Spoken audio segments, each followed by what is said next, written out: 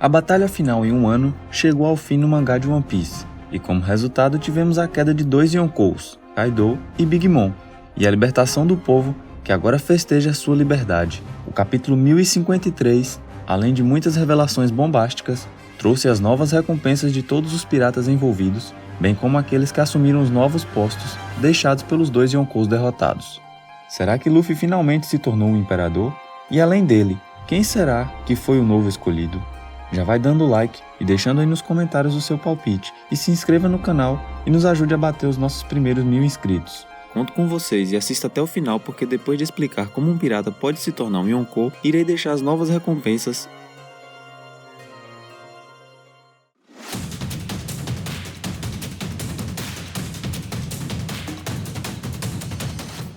Um poder ameaçador, que ninguém ousa enfrentar, nem a marinha, o governo mundial, outros piratas e nem sequer eles mesmos se enfrentam. Assim são conhecidos os 4 imperadores do mar, ou os Yonkous, no mundo de One Piece. Os imperadores, compostos pelos mais poderosos e notórios piratas, são uma das 3 maiores forças de equilíbrio, sendo as outras 2 a marinha e a SSG, o grupo de ciência com as armas especiais de Vegapunk. Eles são as pessoas mais próximas a se tornarem o rei dos piratas, e nessa jornada de dominar os mares é preciso passar por eles. Mas como é possível se tornar um imperador? O que é necessário para entrar nesse clube dos mais fortes dos mares? Quem tem o poder suficiente para ocupar esse cargo? Ou melhor, ter esse status de ser um dos mais influentes no mundo? Para saber essas perguntas, temos que entender como isso funciona. A palavra japonesa Yonkou literalmente significa 4 imperadores, então esse título só faz sentido se forem 4 pessoas. Por isso é até um erro que muitas pessoas cometem ao se referir a Luffy como o 5º Yonkou, depois dos acontecimentos de Holy Cake. Ele era sim considerado o 5º imperador, e a palavra correta em japonês seria Gokou. Suas forças e influências são muito maiores do que qualquer outro grupo, e isso faz deles os soberanos dos mares, já que metade do mundo é praticamente controlado ou influenciado por esses 4. Individualmente, os 4 imperadores são considerados os piratas mais poderosos, com habilidades e força para desafiar qualquer um, e suas recompensas individuais são as mais altas. Outra coisa em comum que todos eles têm, além dos territórios sob sua influência, são uma grande tripulação ou uma grande frota formada pela aliança com outros capitães piratas que estão prontos para qualquer guerra nos mares. Além de serem criaturas com força incomparável, o que lhes dá ainda mais poder é ter centenas ou até mesmo milhares de piratas sob sua bandeira. E por último, mas não menos importante, são as lendas que pairam sobre eles. O Kaido, por exemplo, é considerado uma criatura imortal, que procurava um jeito de morrer e não encontrava.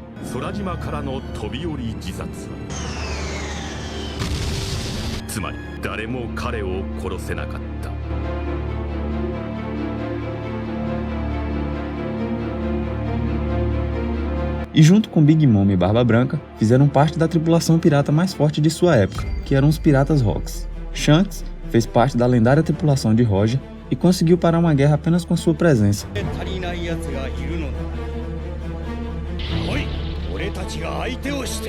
Barba Negra é a única pessoa no mundo a possuir 2 Akuma no Mi e não morrer. E agora, com base nisso, começamos a discussão para saber quem realmente merecia se tornar os novos Yonkous. Sabemos que no momento, o mais óbvio a se pensar é que aqueles que derrotaram Kaido e Big Mom ocupassem o lugar deles como os mais novos imperadores. Todos já sabíamos que mais cedo ou mais tarde chegaria o momento de Luffy, o Chapéu de Palha, assumir esse posto. E ele cumpre todos os requisitos para o cargo. Além de ter derrubado um Yonkou, o Kaido, provando que é forte o suficiente, ele possui as outras condições: uma grande frota formada pela aliança com outros piratas,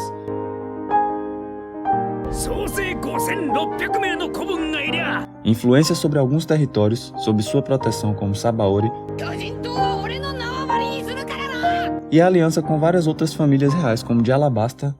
Mas será que o Kid e o Law também seriam candidatos? Esses dois certamente cumprem uma condição de força individual, já que derrotaram a Big Mom, e o Kid ainda tem algo a mais, que é o Haki do Rei, então ele sim seria um forte candidato. Porém, o que os impediria de se tornarem um imperador? A primeira coisa é que eles não têm uma frota, então não seriam capazes de bater de frente com nenhum outro Yonkou, apenas com a tripulação própria de seus navios. E outra coisa que falta aos dois é a influência sobre territórios.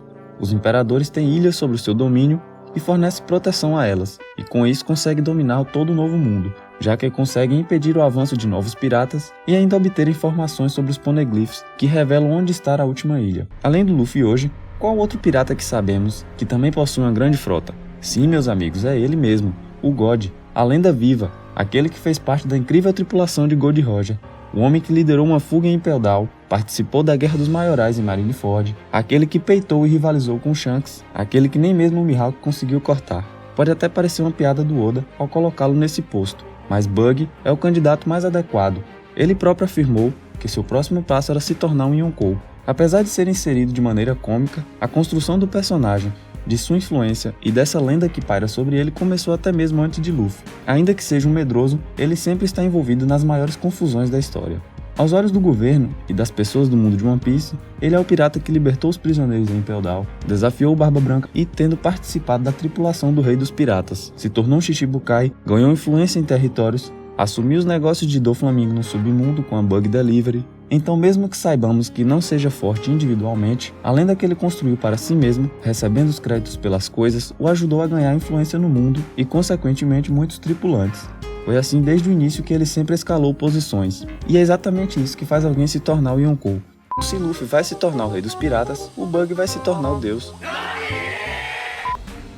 E antes de terminar, aqui estão as novas recompensas após o ano. Oda deixou Luffy, Kid e Law iguais. Particularmente, eu pensava e queria que o Luffy tivesse uma maior do que os outros dois, já que faz parte da linhagem dos D, foi o responsável por liderar toda essa aliança em um ano, derrotou Kaido no X1 e além disso despertou uma fruta mitológica. Mas como foi mostrado no capítulo que eles queriam esconder a forma de Nika de Luffy e também o nome D do seu cartaz, assim como fizeram com Roger, provavelmente eles tenham abaixado a recompensa propositalmente para não dar mais atenção ainda a ele.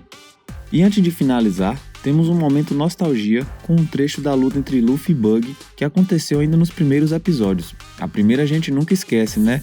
E você, gostou da nova recompensa? Comente aí. Deixe também o seu joinha e se inscreva no canal para não perderem os próximos vídeos.